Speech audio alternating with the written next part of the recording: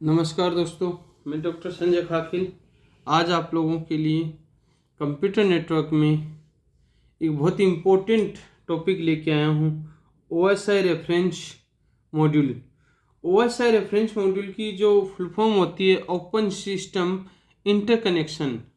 ये क्या काम करता है, किस तरीके से फिजिकल लेयर से सॉफ्टवेयर एप्लीकेशन के थ्रू एक कंप्यूटर से दूसरे कंप्यूटर पर किस तरीके से फिजिकल मीडियम के थ्रू कोई सॉफ्टवेयर एप्लीकेशन मूव कर सकते हैं, किस तरीके से इसका नेटवर्क फंक्शंस काम करता है, ये कब डेवलप्ड हुआ।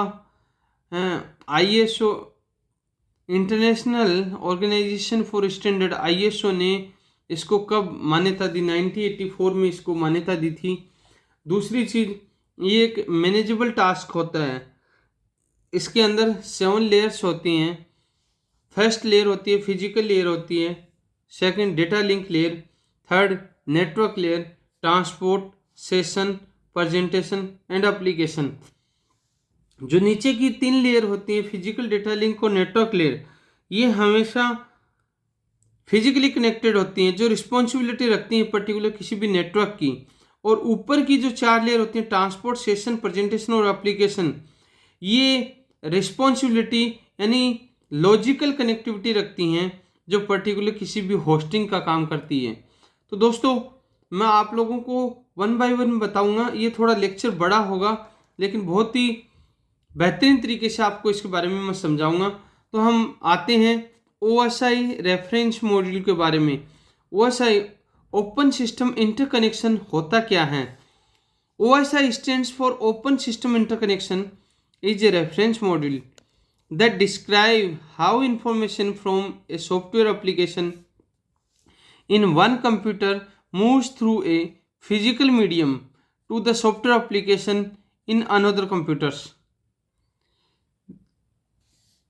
Then second, OSI consists of 7 layers and each layer perform a particular network functions. OSI के अंदर 7 लेयर होती हैं। ओपन सिस्टम इंटरकनेक्शन के अंदर 7 लेयर्स होती हैं। हर एक लेयर के अंदर अलग प्रोटोकॉल्स काम करता है, अलग तरीके की इसकी फंक्शनलिटीज होती हैं। OSI open system interconnection module was developed by the international organisation of standardisation ISO, जिसको शॉर्ट में बोला जाता है, in 1984 and it is now considered as the arithmetical module for the intercomputer communications.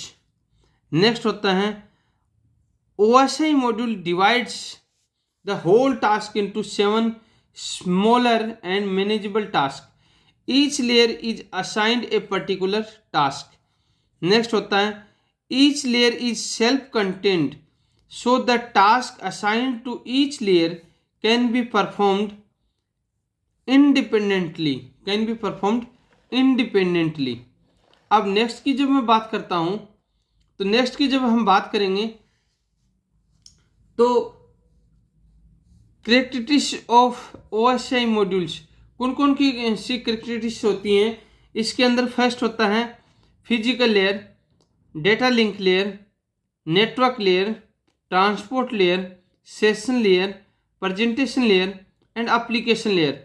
ये जो नीचे की जो 3 लेयर हैं physical, data link and network layer, ये हमेशा फिजिकली कनेक्टेड होती हैं। रिस्पॉन्सिबिलिटी ऑफ नेटवर्क जो फिजिकली कनेक्टेड होती हैं। और ऊपर की जो 4 लेयर्स होती हैं ये हमेशा लॉजिकली कनेक्टेड होती हैं, जो रिस्पॉन्सिबिलिटी रखती हैं किसकी, पर्टिकुलर होस्ट की रिस्पॉन्सिबिलिटी रखती हैं। और इन सारी लेयर्स पे application, presentation, session, transport, network, data link and physical, इन सब लेयर्स की अलग अलग वर्किंग कैपेसिटी होती है, जो आपको मैं समझाऊंगा। दूसरी चीज़, इनमें हर में अलग अलग प्रोटोकॉल्स होते हैं जो कंप्यूटर नेटवर्क के अंदर यूटिलाइज होता है। नेक्स्ट हम बात करते हैं the OSI module is divided into 2 layers, upper layer and lower layer. Then the upper layer of the OSI module mainly deals with the application related issues, ऊपर की ये जितनी भी होती हैं ये अपर लेयर्स में आती हैं, जो एप्लीकेशन लेयर में किस में काम करती हैं, एप्लीकेशन लेयर में।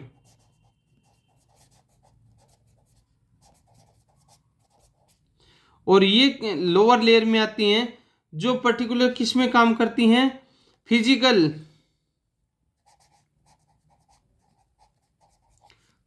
कनेक्टिविटी।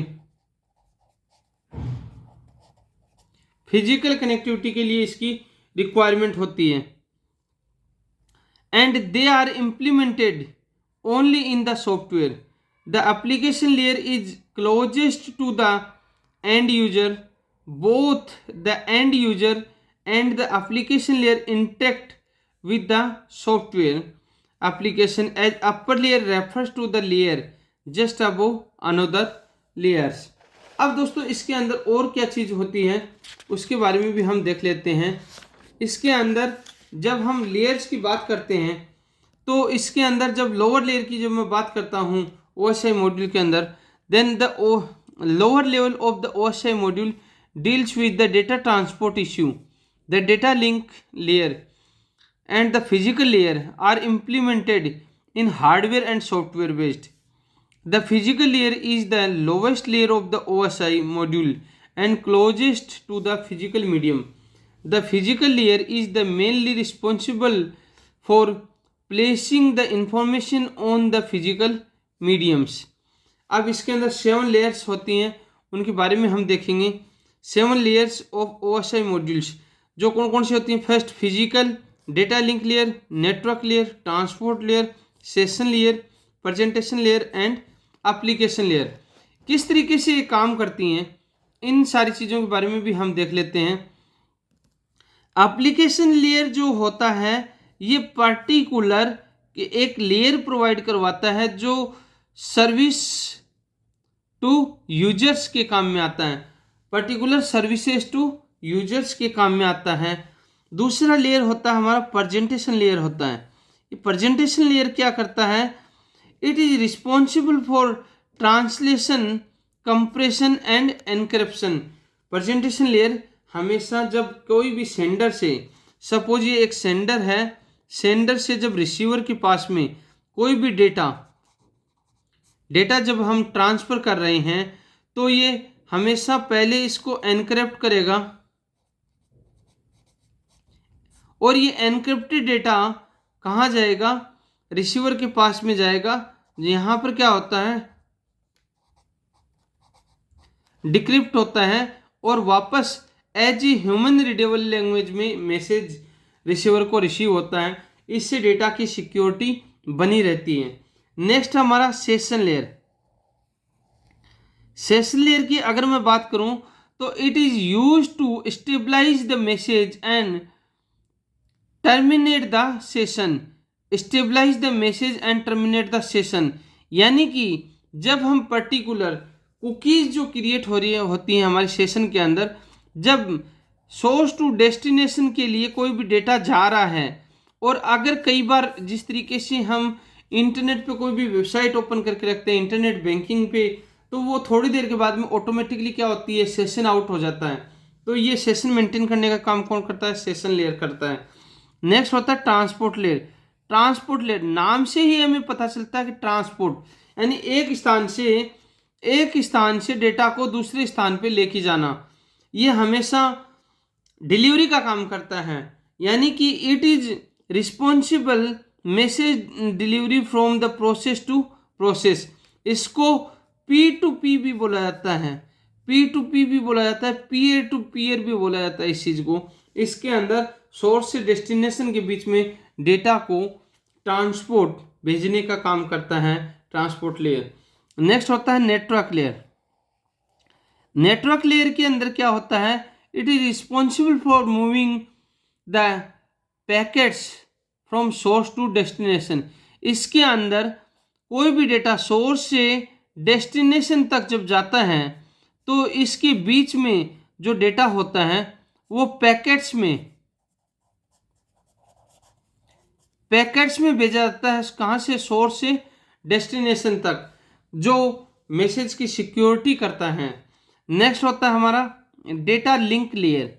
डेटा लिंक लेयर क्या काम करता है कि यूजर को ये एरर फ्री मैसेज भेजने का काम करता है, पर्टिकुलर किसी भी डेटा को एक फ्रेम के रूप में सोर्स से डेस्टिनेशन तक जब कोई डेटा जा रहा है तो उस डेटा को ये फ्रेम के रूप में भेजने का काम करता है, जो एरर फ्री होता है, एरर फ्री डेटा होता है। और लास्ट वन होता है फिजिकल लेयर। फिजिकल नाम से ही हमें पता चलता है कि भाई इसके अंदर हमेशा फिजिकली कनेक्टिविटी होती है।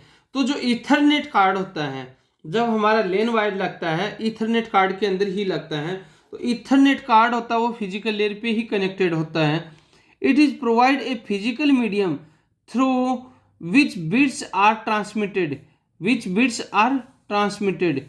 जो पर्टिकुलर कोई भी टेलीफोन लाइन्स होती हैं जिससे कनेक्टिविटी मिलती है, तो वो कनेक्टिविटी इसी के थ्रू ये प्रोवाइड करवाता है।